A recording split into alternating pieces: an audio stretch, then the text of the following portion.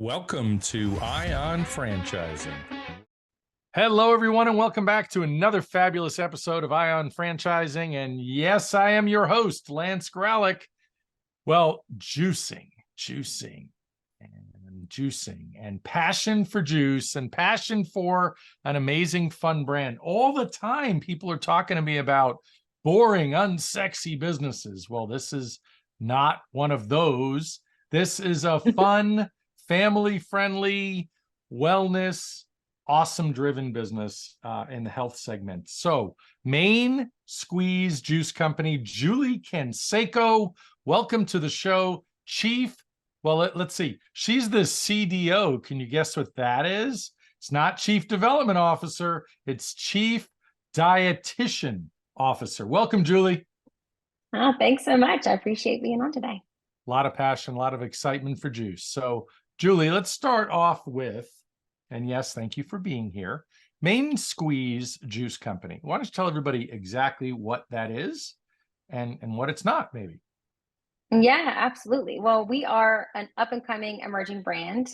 We're based out of New Orleans, Louisiana. We've got over 30 locations now. I think we're grossing right at 35 open locations, which we're really excited about. We've really our bread and butter, so to speak, as you would say down south here, is juices, smoothies, acai bowls, and everything plant powered. So everything at Main Squeeze, you can count that it's 100% plant based.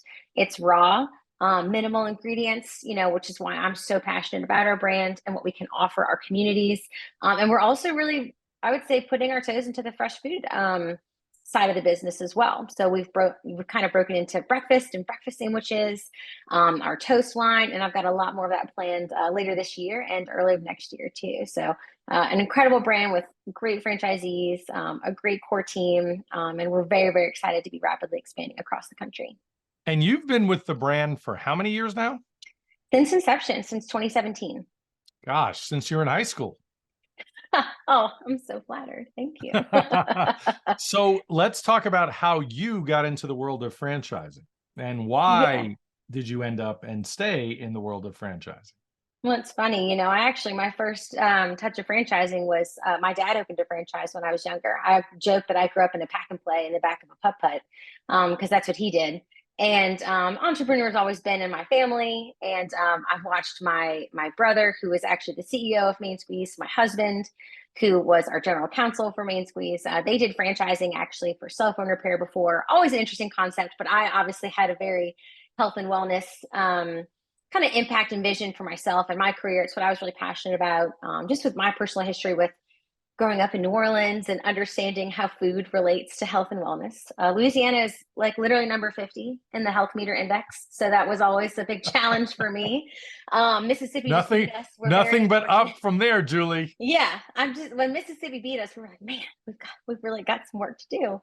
But I was pursuing my career as a dietitian. I really wanted to help people, but I knew I didn't want to be in a hospital. I wanted to be able to impact a really big group of people. And I just was never really sure exactly what that way was. I worked, with clients, outpatient, and then I actually started working with restaurants in a nonprofit initiative here in New Orleans where we were putting healthy menu options on the menu. So imagine trying to make gumbo and po' boys and jambalaya and pasta and not totally slathered in butter or made with a roux. So, it was a really fun adventure. Yeah. Oh, trust me. You can fry an almond flour. Okay. We figured this out. So, it was a really interesting and exciting time for me. I got to really build that. And I got the first taste of like growing a business and that kind of in that part of my career. And honestly, we got into franchising. It just kind of fell into place for us. My husband and my brother they finished and did an acquisition for CPR from In-N-Out Smart Room Repair from CPR, like the largest cell phone repair in the industry. It was actually right before my wedding to my husband. We're coming back from our honeymoon, like literally, I guess Thomas knew when we were driving home from the airport. And he calls us and tells us that he's found exactly what we're doing. He's like, I know I found this. Like I found our next thing, like we are getting into the juice business. And I joke because these guys, like they don't even eat the vegetables on their pizza. Okay. Like it was not something like health, wellness, food, but they know franchising, they know business, and they knew how to scale. That was really what they did extremely, extremely well at In-N-Out. And so I was super excited to be able to kind of join in with them and be able to pair my knowledge of food service management. It's like a core pillar of being a registered dietitian. A lot of people don't know that. It's not just healthy eating or dietary restrictions as you would think, right? But food service management, health goods. So I kind of came in actually just as the dietitian and the quality assurance manager, starting the company, really founded it with them. We did that in 2017. We opened our first location, and then really I've been working in every aspect of the business since we started. I would say probably every entrepreneur says they wear every hat, and we definitely did that in the process as well. So it's been a really incredible journey into franchising, and I absolutely love that we get to be able to expand into all these communities and really, allow everyone to invest in themselves and their communities at the same time when we get to do it. I love it. So let's talk about the investment. What does a Main Squeeze juice company? It's about 1,200 square feet, somewhere in that neighborhood. And what's the investment typically? I Yeah, know I will for say when we those listening, started, I was yeah, going to say yes. for those listening, if you get your hands on a franchise disclosure document for any brand, the item 7 is the investment, and there's always a range. And when it comes to food concepts or restaurants, the leasehold improvements, the contractor bill, if you will, Yeah. the outfit of the space, whether it's an existing restaurant, whether it's a vanilla shell, it's gonna vary. So now with that disclaimer, Miss Julie, Well, I appreciate generally how that. much? Yeah, honestly, look, on the high end, it's around 682,000 for an initial investment. But I will say, usually subsequent locations or what we call satellite locations, like locations number 2, 3, 4, and 5, are going to be on our lower end, which is closer to 385,000. And I will say a lot of this is historical. We do have a lot of what we have strived for in our build outs is drive-through locations. And we really do call those the unicorn sites because they're end caps. They're way more. Drive-throughs obviously take more technology. They take more investment. You've got to have I've figured out everything about air curtains and drive-throughs and things like that and Yeah. doing the construction. So the higher ends definitely think of that for our bigger locations. Some of those locations are really close to like 1,700, 1,800 square feet. And a lot of what we've been working on this entire past year is to whittle down that number as much as possible. So, second gen sites, streamlining development, streamlining construction costs, streamlining materials and things like that. If you go into a Main Squeeze, there's quartz, there's concrete, there's, real subway tile, there's real wood and shiplap. We don't use a lot of fake materials. And so, So it looks fancy. it looks very good. Yeah, it's worth the aesthetic, is what I tell everybody all the time. It's kind of like your happy place right when you walk in. But we've actually spent the entire year working on, I think our CEO always has lofty goals for us, but we've been really doing our best to lower that, because our goal, I think, as I was mentioning to you earlier, is we really want franchisees to be able to open multiple locations. It helps them be more profitable. It helps streamline the operation. And it's great. We get to saturate the communities quicker, which is really what everybody's looking for. Julie, that's one of my favorite things, because new emerging brands, normally speaking, you have a whole bunch of single unit operators, like people just own one location, one territory, whatever the brand is, it's just one. Yeah. And then over time, as your numbers improve, as your systems improve, as your brand improves, then there are multi-unit owners. What I love about what you and I discussed before, in our green room, so to speak, where I was serving you off of our Bloody Mary bar virtually. The reality is, I shouldn't talk about Bloody Marys and juice. It's counterintuitive. Well, there is But juice in a Bloody Mary, technically, so I feel like I it's know. So appropriate. that's where I was coming up with this. So the reality is, you guys have a lot of multi-unit operators. Yeah, I'd say about half of our system is multi-unit, whether that's 2 locations or, 3, 5 plus. We've got also several that are committed to up to 10. That's fantastic. I mean, and Yeah. what do you attribute that to? I mean, you started just 6 years ago or so, Yeah. and you're in what, 5 states or so, expanding? Yes. I know we recently acquired another juice company, so I have to check my states count. We're opening in Georgia this week, actually. So that's another one we're going to add in Fabulous. there. I think, yeah, we'll be up to 8 states by the end of the year, which we're Okay. extremely excited about. And I think what's really interesting about our model is when you're doing juice production, It is a really tricky business. People, it's an art when you're making juice. If you see it, people usually are like guessing. And a lot of the other chains and the franchises really don't have the technology to support a juice production operation. And so one of the first things that we did when we started Main Squeeze is we invested in the technology side. So we actually have our own tech stack that supports the business. And that allows us to be able to distribute when you have your multiple locations, because there's a lot of regulation around juicing. You can't wholesale raw and pasteurized juice, and that's a core pillar of who we are and our product standards at Main Squeeze is raw, it's fresh, and it's always cold pressed. And even our milks and everything like that. So what our technology allows us to do is to be able to, one, have really, really accurate juice production, and two, inventory management controls that are in there that allow us to facilitate distribution to satellite locations. I think a lot of other franchises, you kind of still start from scratch. If you're, it's kind of hard to make one product and then distribute to another, especially without the right tools in place, the right distribution methods, making sure that everything's temperature controlled and, delivered the right way. And so it really does, again, juicers are very, very expensive to hire. They're full-time staff a lot of the time. They require, they've got to do a lot more mental math and things like that. So we do love that about our business. And I think the technology is actually what really set us up for success to be able to do that. Our CEO has always been extremely passionate about providing our franchisees with the tools to be extremely successful, and that's not just from a vendor, but really from us. So, our IT team controls the point of sale. We control the Juice Hub portal and our production. And so I think that really is what helps the scalability in our model work a lot better than a lot of other juice chains, or even a lot of other franchises for that matter. That sounds absolutely fantastic. It's interesting how the health and wellness market, if you will, has changed. Years ago, it was, you'd see smoothie places, and that's what they were. They were smoothies. And if they had juice, it was some sort of bottled juice, like a Naked Juice or something like that, right? That they sold.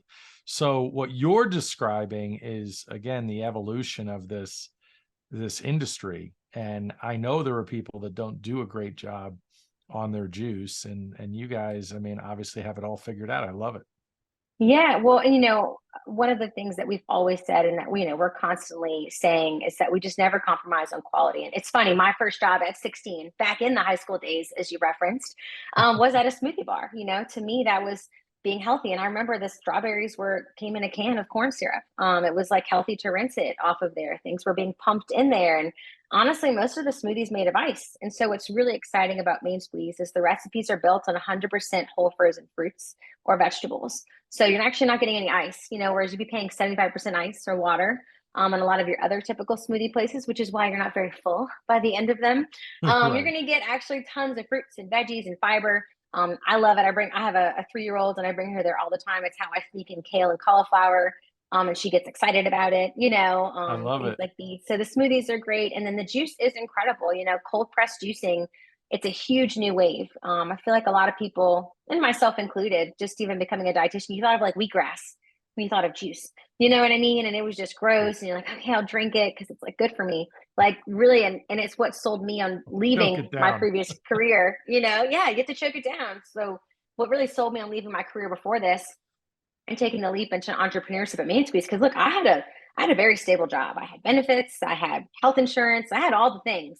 But really being able to see the juice and what it was like at the core of like, this is so pure, it's so delicious, it's like the best thing possible for you, and it tastes freaking amazing. Like I just couldn't believe it, and so we were extremely excited. And to me, that's what gets me so passionate. Also why our first franchisees were our customers, because they just fell in love with the product. It really I love sells that. itself.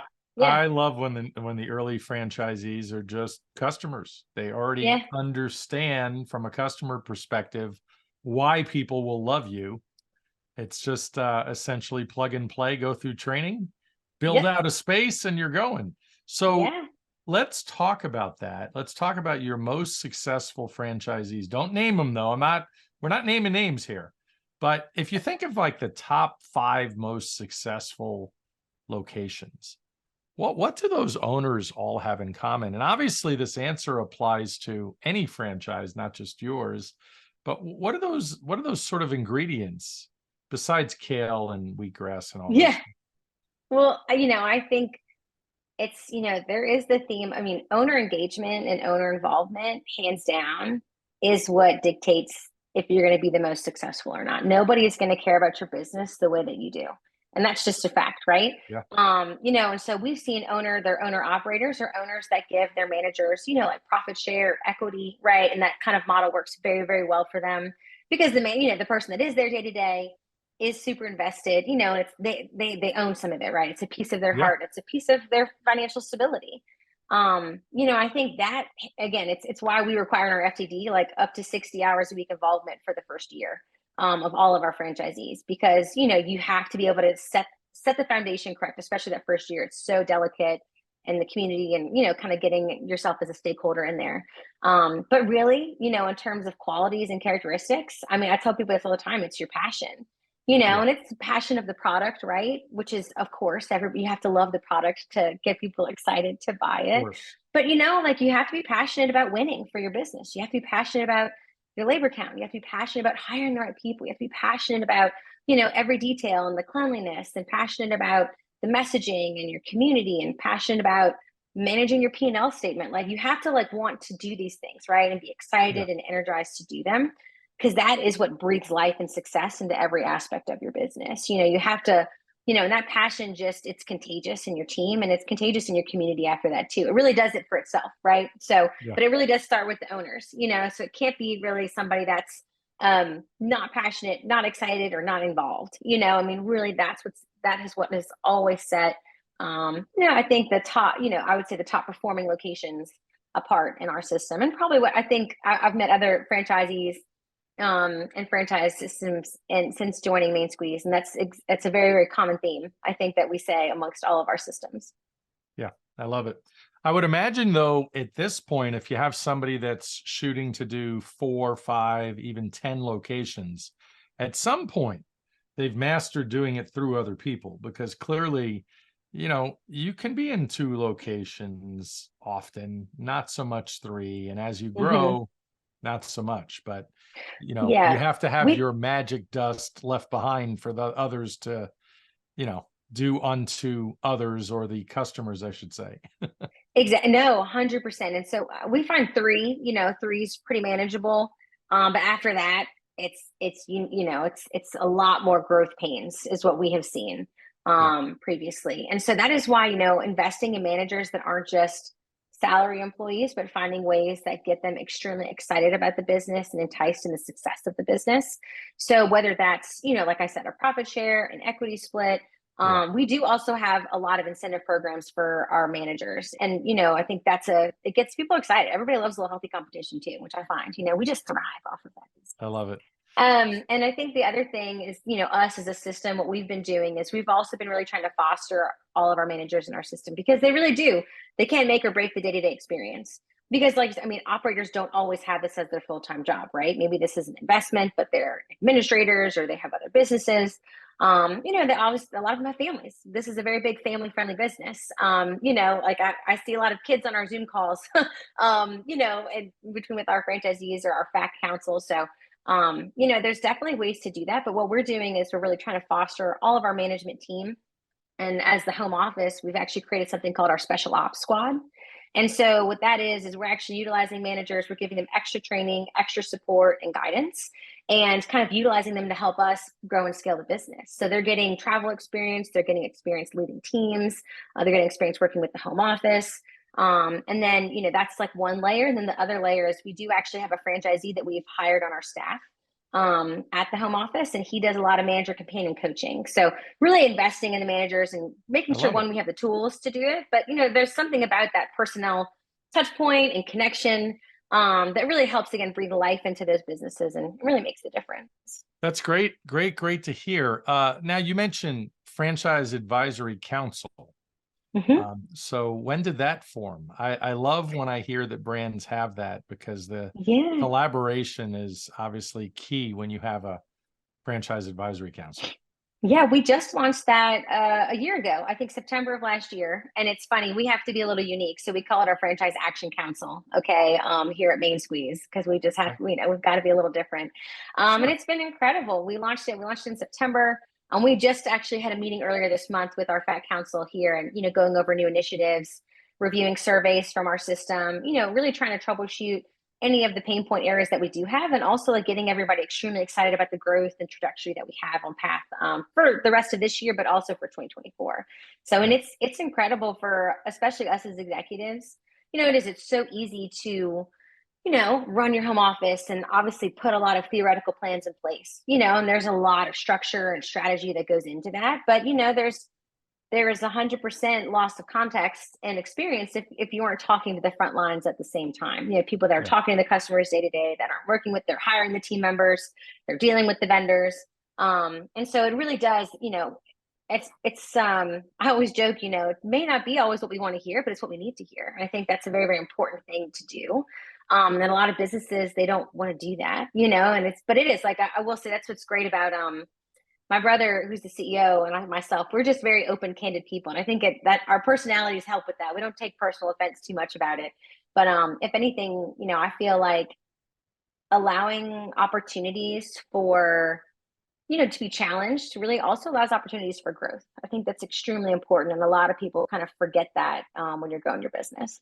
Yeah, all amazing stuff here. So let's talk about who is really the right person for this brand? Let's talk about that. What is that recruitment process like? So I'm a franchise broker. I represent a lot of brands. I could bring somebody to you. How does that process start? How does it end? Do you have a discovery day, meet the team day? Talk a little bit about that and that process. Yeah, absolutely. So we have a really incredible sales team. Our head of our sales has been actually employee number one for Main Squeeze. He just loves every aspect of the brand and knows every aspect of the brand. Literally one of the nicest people you ever meet. So Jesse will, contacts all of our lead acquisitions that come in, works with our partners. We actually have a private equity group partner that we partnered with last year called Conscious Capital Growth. And they do help us also with lead gen and innovation and, strategies in our sales. But they take you through every step of the process. So they start with a call. There's the discovery deck and call where we go through every, kind of like the entire overview of the brand, what to expect, investment. We schedule time. We ensure that you review the FDD, item 19, the item 7. We want to make sure there's really full transparency in everything about the business. And then we do discovery days. We find they are extremely important, because one, we obviously want everybody that's interested to come and taste our product and try our product. But it's also very important to the CEO that we meet every potential candidate, because part of it is our vetting of them. We want to make sure that we want them as a part of our brand and that they're going to be extremely successful, and they have the capital to be able to do a venture, and like, what is the marketing, and like, do they have the right mindset? Do they have the passion to win in business? And that is absolutely, we're very transparent about that. Every department head gets to speak with franchisees. We take them to dinner the night before, which in New Orleans is kind of just what we do. You gotta break bread, you gotta eat good food, and Julie, get to know each other a little bit before you talk business. I got to imagine if you weren't sure about somebody, you break bread with them, you have a meal with them, you figure out pretty quickly whether this individual belongs in your business or not, right? Yes. Well, it's also like who spent most of the night on Bourbon Street the night before, like who came prepared the next day. But no, I mean, it's incredible. And we have, it's so great to meet everybody and hear stories of, why they're joining the brand, whether it's for personal health or, I've heard people say that their wife healed themselves with juicing and like they're passionate about bringing that to the communities. Other people they fell in love with our packaging. I mean, we have a franchisee in St. Louis. They literally fell in love with our branding and our packaging. They were going to sign a license before even the discovery day. This was in the middle of COVID. Wow. And so, it's interesting to kind of see what makes people tick and what makes them extremely excited. But that process, so we go through the FDD. We also have ample amounts of meetings, and then franchisee validation is a key portion too. Talking to the rest of the franchise network, making sure you can understand the perspective from a franchisee, not just the home office. That's a key piece in the process as well. And for those listening and playing along at home, validation's my favorite part. Whereas Julie said, you have an opportunity to speak to existing franchisees about their experience. And I coach my clients on how to ask the right questions, like, would you do it over again? Do they support you? Do they help you? Do you love them? Right. All those fun questions. And that is a critical piece. Somehow, Julie, there's still people that think when you're talking to a franchise brand that they're going to slide your credit card after the first phone call. No, No, that's definitely not. Not how this process works. So roll right into training. Talk about that. So now you have the right franchisee. What does training really entail? How much Yeah. time out of their market and in New Orleans, perhaps? Yeah, absolutely. So right now we have a kind of a there's three components to our training for all franchisees. So the first component and their first introduction is Main Squeeze University, and so that is kind of what we call our home office training. It's classroom but in store at the same time, but it's led by the home office team in New Orleans. We have once or twice done it offsite just because it made more sense logistically, like our team was out there doing other openings. But really, you come into New Orleans, you come into really some of our top locations, and we teach you every aspect of the business. We're actually hosting one next week for our Arizona franchisees coming in. And so it's everything from the technology stack, which I mentioned earlier. That's a huge part of our training, actually, because those tools allow you to be an incredible operator of your business. It optimizes every aspect from your inventory, your labor, your cost of goods. And when I mean labor, like we have a scheduling tool that integrates into weather. So like, if it's going to be raining, like don't staff that many people. You also know what you're projecting in sales and integrates to our sales portion. And so really, really exciting stuff. And we go through every aspect of that. This is to one, get you extremely knowledgeable about the operation and everything that's back end to make you successful as an operator. And also our goal is to help you be profitable, right? At the same time. So how can we make sure that you're managing your costs and managing everything in your overhead? So that way the revenue you're bringing in is also bringing in some profit at the same time. But also then we do a kind of an in-store portion. They're opening a store, they're closing a store, they're doing grassroots marketing.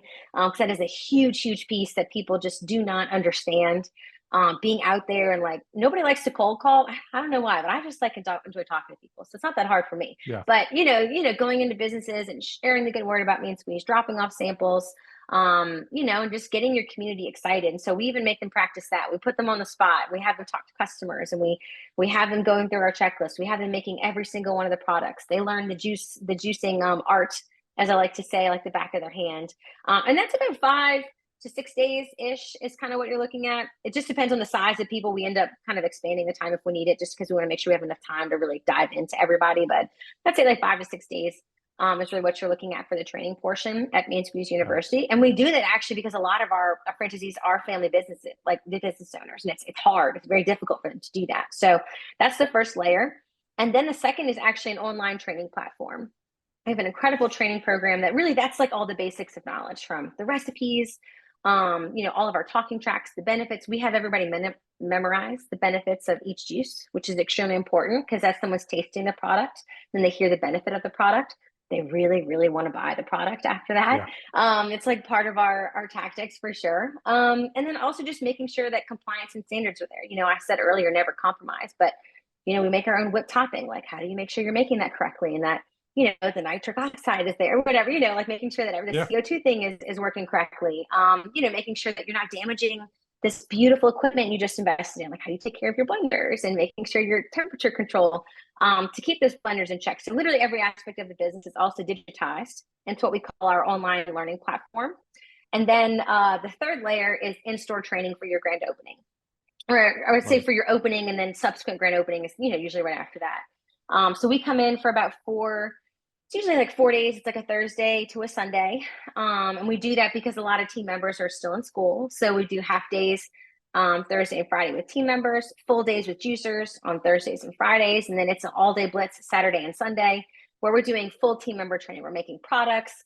We make a lot of smoothies, a lot of juice, and a lot of bowls during this time. The neighbors love it. They get lots of free samples because waste not here at Main Squeeze.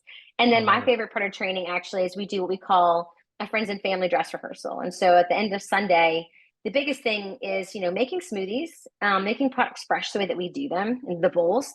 It's not Chick-fil-A fast all the time, right? It is now because I have a new blender that does a very, very good job.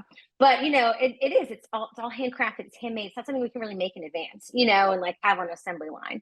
You're literally making every item to order, with the exception of the juice, which is cold pressed and bottled for ease. But it's fun. The friends and family is like the high pressure intensity speed environment, but with the comfort of like your mom and dad being those customers, you know what I mean? So they're not going to be super critical.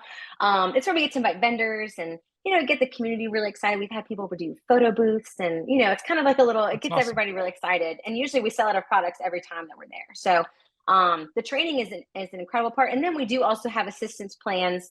The training then kind of goes remotely from the home office from there. So we kind of have like a 30, 60, 90-day check-in plan that we do with franchisees, because look, in the beginning of your business opening, managing your labor is not as important as managing the experience and the product quality. And we're very, very candid about that, right? Like, so the first 30 days, you want to make sure like you are serving the best product and the best service possible, because that's what's going to have your customers come back again. It's all And about team those. members, It's all about yeah, those first impressions. yeah, and team members are still learning, and so, we don't want to burn out our team members. You want to really foster that. So it's, we have a whole structure plan, 30-day goals, 60-day goals, and up to 90, working from experience, quality, and standards. And then of course, working in that profitability as you get those other aspects kind of under your belt. Yeah, we're doing this to make money, of course, and have some fun. Yes, So exactly. we did touch on local store marketing or grassroots marketing, which I always love. Mm-hmm. There's nothing better in the food business than bringing people food or samples of something that is delicious or healthy or whatever it might be, or good for you. Let's talk any other special marketing, if you will, digital marketing. What else do you do for franchisees in the marketing world? Yeah, I mean, look, I will say grassroots marketing, local store marketing is like the ultimate marketing tool for our franchisees. We also have vendors that we can outsource to do that, which has been really exciting, because not every franchisee has the time to be out there. But digital marketing is obviously like the next layer. You want to see Main Squeeze all the time, every time. We kind of, you want that visibility. That's a lot of what we've seen in terms of ads, posting.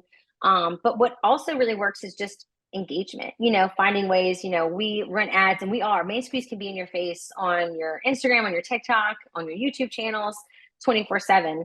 And that's going to get the brand out there, and people are going to see it. They're like, oh, Main Squeeze, I saw that. Main Squeeze, I saw that.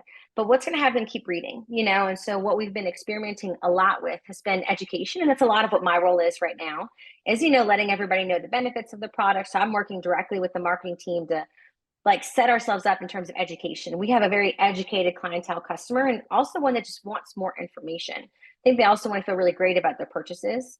So we're also doing this in the form of blogs. I think I mentioned to you, we're looking at podcasts, we're looking at different types of channels to really kind of share our message in a different way. And that's natural advertisement for like cult following type of customer loyalty. And that's really, really what we want. Customer frequency is a huge, huge thing that we've been really working on and really tackling on the marketing and the operations side. And then of course, like the engagement from the franchisees. I mean, we joke, our franchisees, they need to share their own posts. They need to like engage with the comments. They need to tag their friends. They need to, and same for the home office. We challenge everybody to do that there too. So there's a lot of great structure and strategy in a lot of our plans, but we always tell everybody, like, you got to be excited about it too.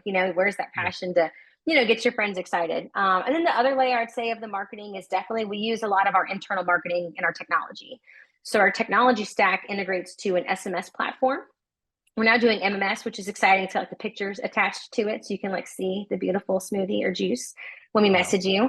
But our technology actually allows it to connect directly to our loyalty program, which connects to your purchasing behaviors. So we know if you've purchased juice, if you haven't been in 90 days, if you're a top spending customer. And what's really exciting is we have system-wide messages that we do, like targeted specifically, but every franchisee also has the ability to message their customers directly based on these filters, whether it's, hey, they love the Vision juice. When we're doing a Vision sale, like, I'm going to spend all of my marketing dollars on people that love the Vision juice, And so that's actually what we find to be the most immediate impact is the SMS, and then using that to kind of download to our app, which is a great platform that's marketing in itself, right? It's like an app on your phone. You can't miss it. That little icon is there.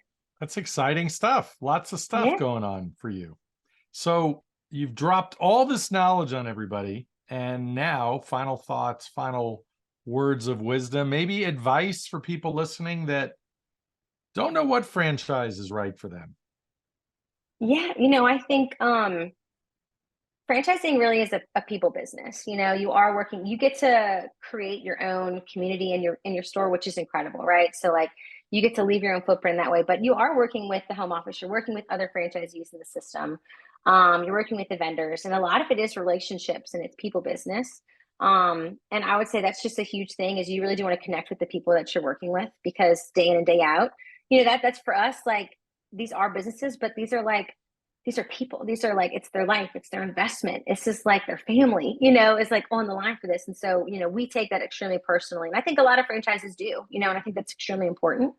So when you're vetting a franchise, to me, it's an underrated thing. But you really, I mean, because at the end of the day, if something happens, like we've had to ship out blenders like within a day because something broke and we couldn't get it, you know, like we've made it happen just on our end because we're trying to help somebody out. And that's the kind of stuff you want your franchisor to be able to go the extra mile when they can. But I would say when you're looking at investments yourself, you know, I say this all the time, is you just have to be able to lean in and have the confidence in your abilities, you know, lean in that you know what you're doing and the confidence of that decision. Don't second guess yourself at all along the way, because you're not going to be near as successful. You're going to hold yourself back really a lot of the time, you know? And so just lean in and have the confidence in what you know you can do, what the team you're building can do, and what your vision is for that. I think that's extremely important. I love it. Well, I appreciate you being here, Julie, and sharing with the listeners everything about Main Squeeze Juice Company. Thanks again for being our guest. Yeah, no, we appreciate it. It was great to catch up with you. This was a lot of fun. My pleasure.